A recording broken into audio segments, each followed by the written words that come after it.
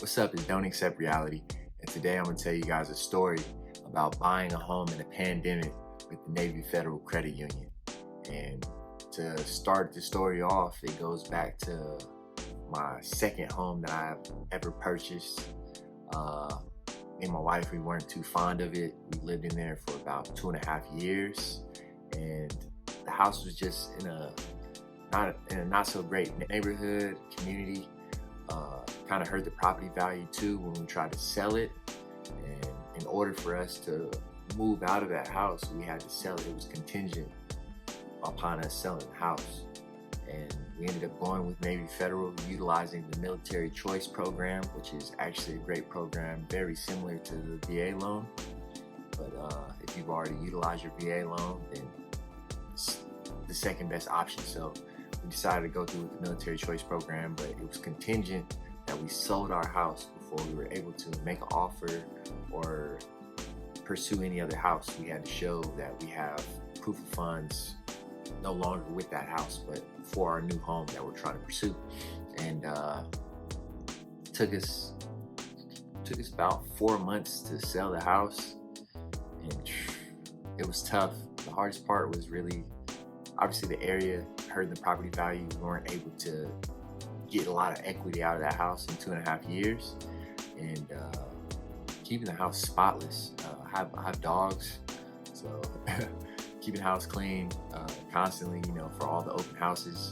And in 4 months, I would say I saw at least maybe 30, 40 people almost coming in and out of my house, setting appointments up, checking out my house and stuff like that. It was tough. Selling a house is tough. It's very tough and very time consuming. You have to be available to open the door and show the house. I mean, the realtor is able to do that, but it was a pandemic as well. So a lot of people were at home, including myself. I wasn't working, not at the physical location. I was working remote, so I was at the house. Constantly had to be available to open the doors. Honestly, I barely saw my realtor. It was a pandemic, so a lot of times we would communicate via Zoom, text messages and phone calls and emails. It was tough, but we got through it, sold the house, barely made any money after commission splits, ended up getting about 2K. But before we sold the house, as soon as we received the offer, that's when we were able to start making offers on other homes. Obviously, we got the pre-approval done with the Military Choice Program with Navy Federal. Then we were able to start making offers on other homes once we got an offer accepted, and we were going through the home buying process with the buyers. It shows Navy Federal basically that, hey, you have somebody that's willing and ready to buy your home, and that process is almost done, so you're able to move forward with the next process.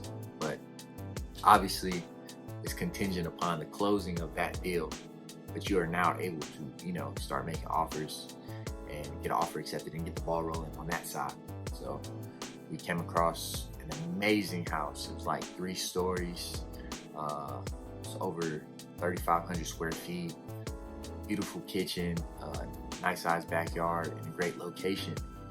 And we made an offer on it, and the offer got accepted within, I think, 4 days. It took about 4 days to hear back. We offered at listing price, and it was accepted. The listing price, I think, was about $380, and it was perfect. It was like, man, we're about to get this house to steal. And looking back at it, it can be a red flag, like if you're going home buying and looking around for houses and stuff like that. The time that a house is on the market can sometimes indicate, like there's possibly something wrong with that house. So we just didn't pick up on the indication, but that house was on the market for, say, 5 months, and we weren't really understanding why, because the house was amazing, great location, all the above. But after we issued for the home inspection, got the home inspection in, once we started reading through the home inspection and talking to the home inspector himself, he explained there's a really bad electrical issue with the house. Basically, the house would need to be rewired, and being that the house is so large, for you to rewire a house like that, you're going to need to pay anywhere from $3,500 to $8,000. and the sellers were trying to sell the home as is. So luckily, we had a contingency in place to where if the home inspection came back and it was something that we didn't agree upon, we were able to back out of that deal. And that's exactly what we did. Sellers weren't willing to rewire the whole house, and we weren't willing to buy the house and then come out of pocket $35,000 to $8,000. So that was tough, but we were able to back out of the deal. No harm done. Got our EMD returned to us, and we were back on the prowl for another house. 2 days later, came across an amazing crib. Amazing. And honestly, this is the house that we're at right now. So it's great, but it was a super tough road. I appreciate Navy Federal, but also, got some hardship and a little bit of bad blood with how that transaction went. But obviously, the pandemic was a tough time. So we found this house 2 days later, and we started to get the ball rolling on this, issued out an offer. We knew this house wasn't gonna last because we saw it 2 days later, but it was only on the market for 1 day.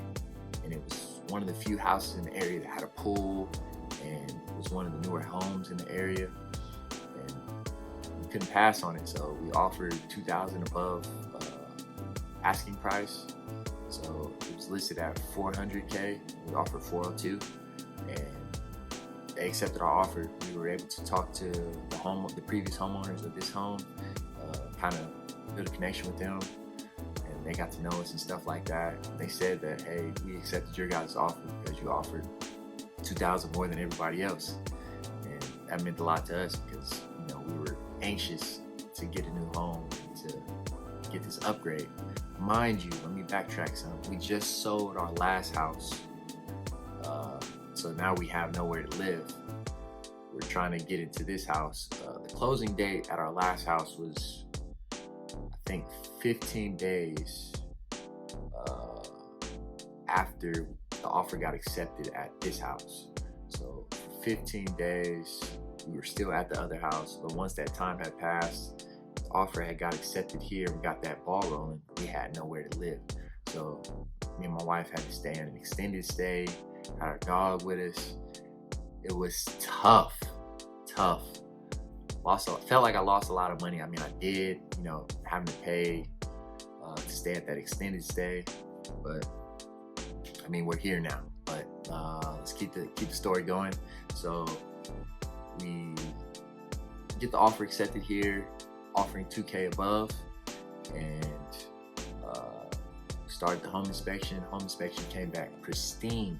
Home, no issues, great condition, no structural damage, pool in great condition, everything just pristine. And then the appraisal. So this is where the bad blood had arose with Navy Federal. The whole process, basically, they're asking for all this paperwork constantly. Your bank statements, your W-2s, credit reports. They're checking all these things, constantly, making sure that you have the funds necessary to meet the mortgage loan. And it was getting tough. It was time to issue for the appraisal. A mortgage home buying process can usually ranges from 45 to 60 days. Ours took exactly 60 days. It was tough. So for 60 days, we're staying at the extended stay, trying to figure out, this whole process for getting the house. But one of the contingencies with buying this house with the previous homeowners was that we needed to close within 35 days. And Navy Federal said, hey, it's possible, we close between 30 and 45 days and stuff like that, blah, blah, blah. It took us a whole 60 days to close this deal. And that was tough, because once we passed the 35-day mark, or we were approaching the 35-day mark, we never heard back on what the house appraised for, anything like that, because Navy Federal wasn't communicating. We were calling and blowing them up, emailing and everything constantly. And that's the thing with Navy Federal, they have their physical locations, but a lot of the loan processors and underwriters, they're all over the country or just the world in general. I know our loan processor was located in Pensacola. They're located in Pensacola, So we're in the West Coast, so there was a huge time difference there as far as communications goes, and sending emails and responding to emails and stuff like that. And we're trying to figure out, like, when is the appraisal going to happen? You know, it's getting closer to the closing day, and we still haven't got the appraisal to finalize our documents and get the actual price of the home. But no communication for weeks at a time. It gets closer, and it's like 5 days before the closing day. Still don't get the appraisal. And then we finally hear back from the underwriter, who's located in Pensacola, and she's like, hey, I'm sorry. Apparently there's an issue because Navy Federal, I guess there's been a delay with getting an appraiser sent out to your house because of the pandemic. I guess they're saying they utilized a third-party appraising company to appraise the home, but nobody was available, and it was just a complete issue on their end. So they told us that there was going to be a delay in closing, and we weren't going to close on time. That hurt because it obviously makes the sellers uncomfortable and not at ease, because at that point they're able to take my EMD for not being able to hold up our end of the bargain and closing on time.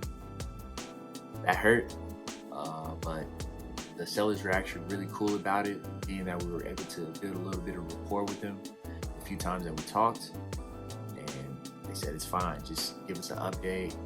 Their agent and themselves, they called Navy Federal trying to see what the delay was and why their appraisals wasn't available.